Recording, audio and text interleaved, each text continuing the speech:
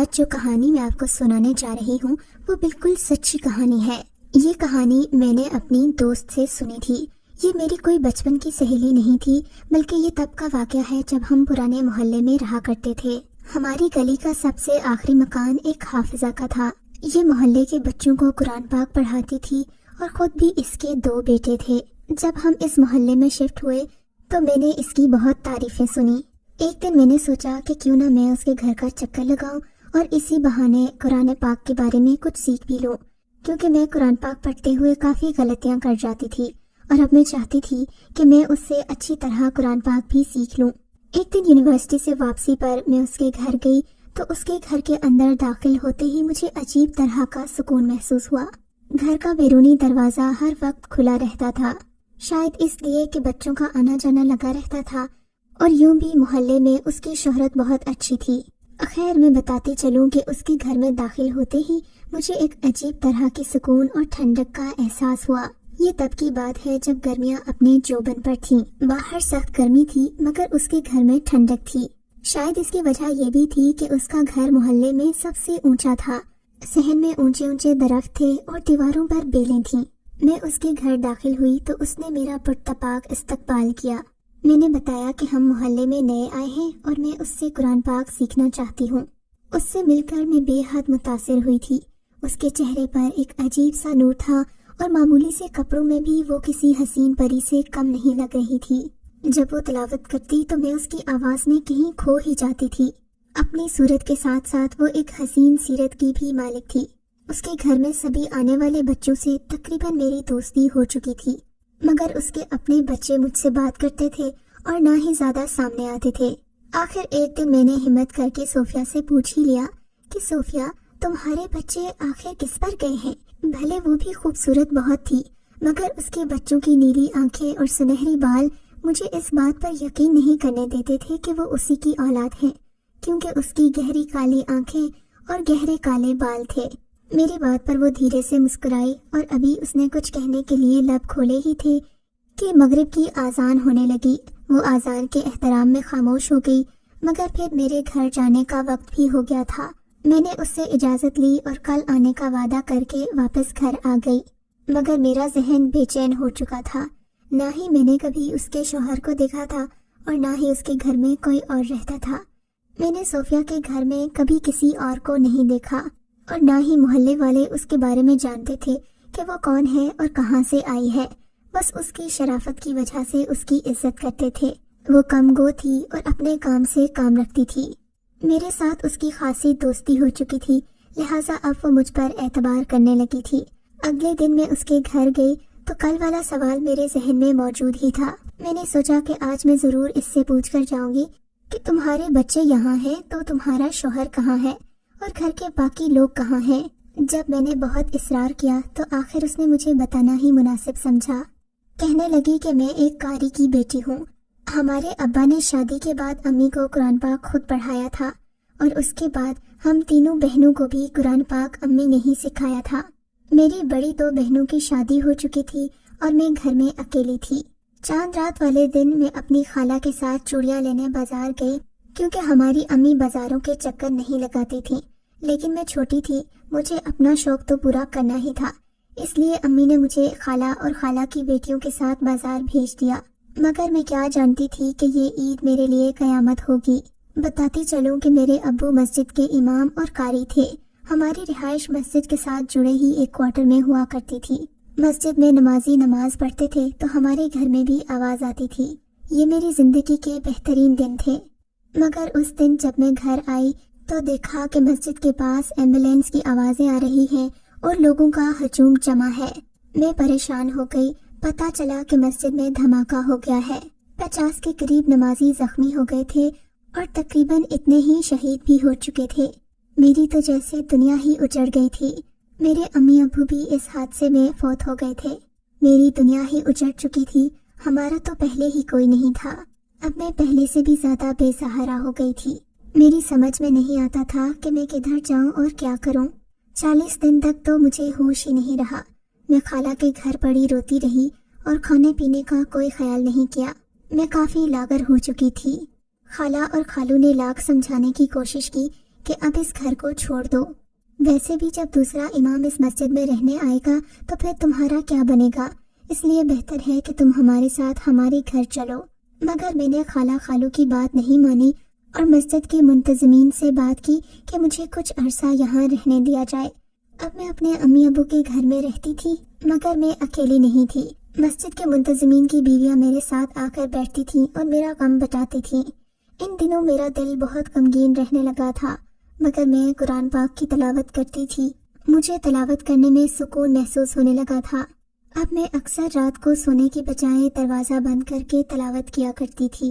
میری آواز بچپن سے ہی بہت خوبصورت تھی اور مجھے تلاوت کرنے کا شوق بھی بہت تھا، مگر اب مجھے تلاوت کرتے ہوئے یوں محسوس ہوتا کہ میں اکیلی نہیں ہوں بلکہ میرے ساتھ کوئی اور بھی ہے۔ میں نے اس بات کی پرواہ نہیں کی کیونکہ میں جنوں بھوتوں پر یقین نہیں رکھتی تھی۔ اگر یقین تھا بھی تو اس بات پر زیادہ یقین تھا کہ نماز اور قرآن پڑھنے والے کو کوئی چیز نقصان نہیں پہنچا سکتی، لہٰذا میں اس بات سے لاپرواہ تھی کہ میرے ساتھ کوئی سایہ یا جن ہے۔ حالانکہ اس بات کا کئی بار مجھے اشارہ مل چکا تھا۔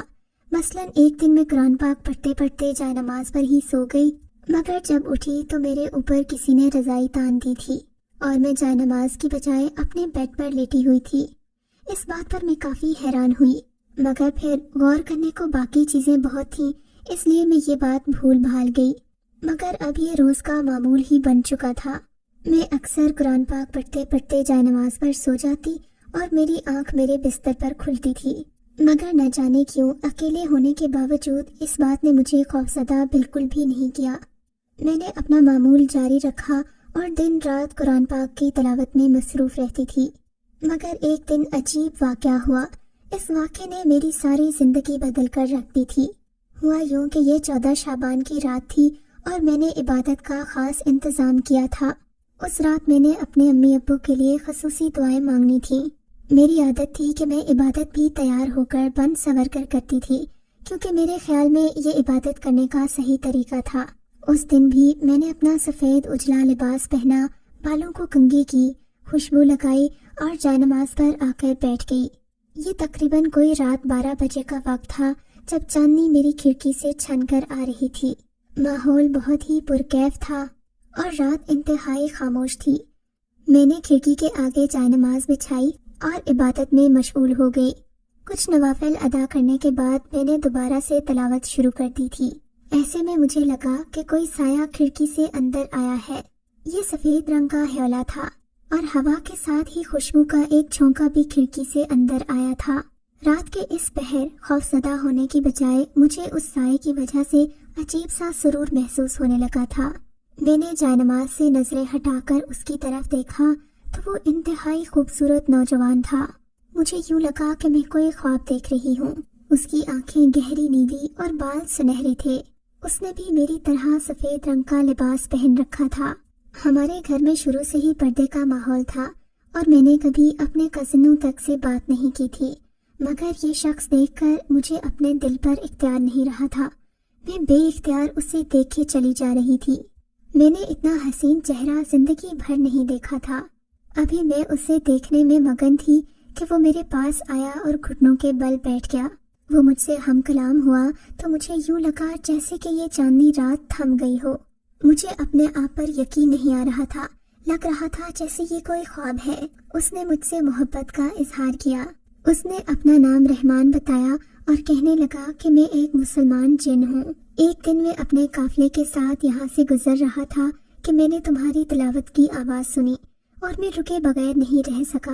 میں تمہاری اسی کھڑکی سے اندر آیا تھا اور میں نے تمہیں دیکھا تو میں تم پر فدا ہی ہو گیا۔ مجھے یوں لگا کہ کوئی پری آسمان سے زمین پر اتر آئی ہے۔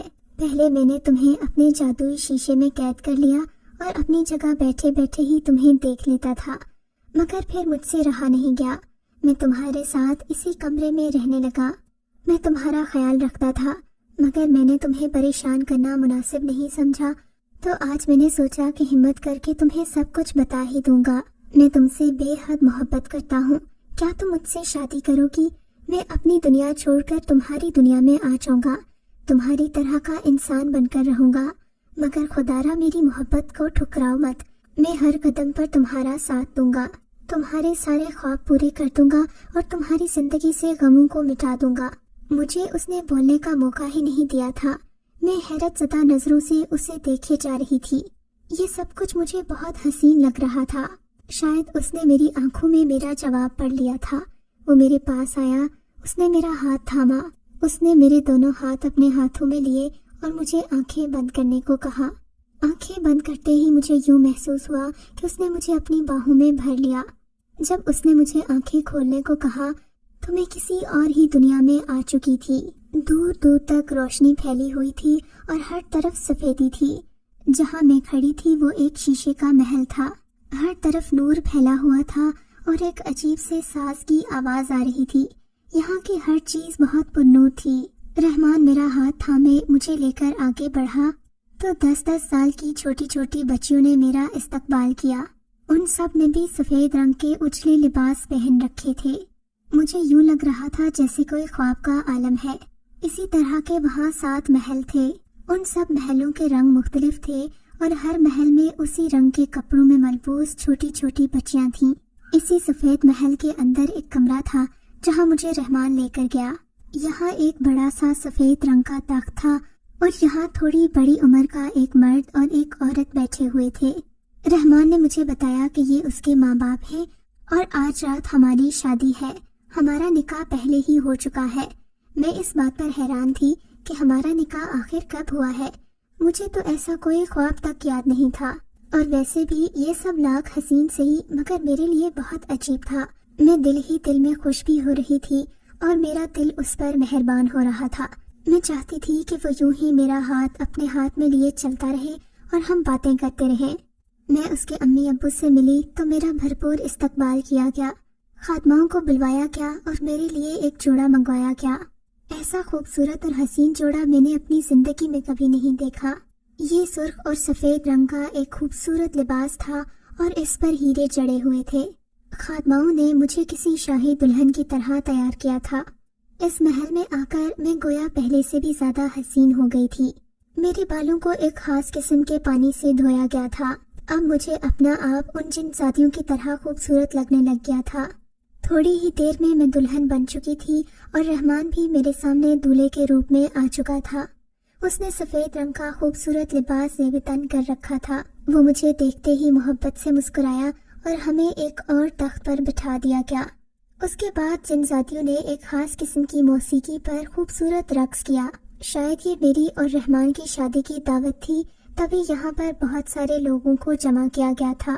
یہ سب لوگ بھی انتہائی خوبصورت اور پرنور چہروں والے تھے۔ سب لوگ مجھے جھک جھک کر سلام کر رہے تھے اور تحائف بھی دے رہے تھے۔ شادی کی دعوت ختم ہوئی تو رحمان مجھے اپنے ساتھ ایک کمرے میں لے آیا۔ یہ کمرہ پورے محل سے بھی کہیں زیادہ حسین اور خوبصورت تھا۔ رحمان نے بتایا کہ یہ میری اور اس کی خوابگاہ ہے۔ اس خوابگاہ میں بہت سارے شیشے رکھے تھے اور ایک شیشے میں میری وہ والی تصویر تھی جہاں میں قرآن پاک پڑھ رہی تھی اور اپنے مسجد والے گھر میں ہی موجود تھی۔ اس رات میں رحمان کی قربت پا کر مکمل ہو گئی۔ جب میری آنکھ کھلی تو میں اپنے مسجد والے گھر میں ہی تھی، مگر میں اکیلی نہیں تھی۔ میرے پہلو میں وہی نوجوان سویا ہوا تھا۔ اگلی صبح وہ مجھے مسجد والے گھر سے نکال کر اس گھر میں لے آیا تھا۔ جب میں یہاں آئی تو میں امید سے تھی۔ مجھے نہیں معلوم تھا کہ میں یہاں کیسے پہنچی اور مالک مکان سے کس نے بات کی۔ اگلے دن مالک مکان کی بیوی آئی اور کہنے لگی کہ آپ کے شوہر نے ہمیں اگلے سال تک کا کرایہ دے دیا ہے اور ہمیں آپ کا خیال رکھنے کی تلقین کی ہے۔ اگر آپ کو کوئی بھی تنگی تکلیف ہو تو آپ مجھے ضرور مطلع کیجیے گا۔ کچھ مہینوں بعد میرے ہاں 2 بیٹوں کی پیدائش ہوئی اور اس دوران رحمان مجھ سے ملتا رہا۔ وہ ابھی بھی میرے ساتھ رہتا ہے مگر کسی کو نظر نہیں آتا۔ اس کی خواہش ہے کہ میں محلے کے بچوں کو قرآن پاک پڑھاؤں۔ ابھی بھی جب میں تلاوت کرتی ہوں تو وہ پہلے کی طرح ہی شوق سے مجھے سنتا ہے۔ محلے والے میرے بارے میں زیادہ نہیں جانتے اور شاید جاننا بھی نہیں چاہتے، مگر اب میری مجبوری ہے، میں یہاں زیادہ عرصہ نہیں رہ سکتی کیونکہ میں نے تمہیں اپنے راز سے واقف کر دیا ہے اور شاید یہ ہمارے لیے بہتر نہیں ہوگا۔ میں نے سب کچھ تمہیں اس لیے بتایا کہ تم ایک اچھی اور نیک لڑکی ہو اور آج کے بعد شاید ہم نہ مل سکے، مگر جاتے جاتے میں تمہیں اپنی ایک نشانی دینا چاہتی ہوں۔ یہ کہہ کر اس نے ایک چمکدار تھیلی میری طرف بڑھائی۔ میں نے کچھ نہ سمجھتے ہوئے وہ تھیلی لے لی، کیونکہ ابھی تک اس کی کہانی سن کر میں حیرت میں ڈوبی ہوئی تھی۔ اس کی کہانی سنتے سنتے مغرب کا وقت ہو گیا تھا اور میں بنا کچھ سوچے سمجھے وہ تھیلی لے کر اس کے گھر سے نکل پڑی۔ گھر آ کر تھیلی کھول کر دیکھا تو اس میں بے شمار چھوٹے چھوٹے قیمتی پتھر تھے۔ معلوم نہیں ہیرے تھے یا کوئی اور پتھر، مگر ان کی چمک سے لگتا تھا کہ وہ بہت قیمتی ہے۔ میں نے وہ تھیلی اپنے پاس رکھ لی اور سوچا کہ کل دوبارہ جاؤں گی تو یہ اسے واپس کر آؤں گی۔ نہ جانے یہ کتنے قیمتی پتھر ہیں اور میں ان کی حقدار بھی ہوں یا نہیں۔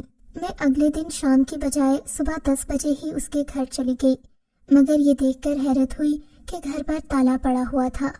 میں نے زیادہ کسی سے کوئی پوچھ گچھ نہیں کی اور گھر واپس آ گئی۔ سوچا کہ شام کو جاؤں گی، شاید وہ اپنے کسی کام سے کہیں گئی ہوگی، مگر شام کو محلے کے بچوں سے پتا چلا کہ صوفیہ باجی محلہ چھوڑ کر چلی گئی ہیں۔ میں اس کے جانے پر بہت غمزدہ ہوئی۔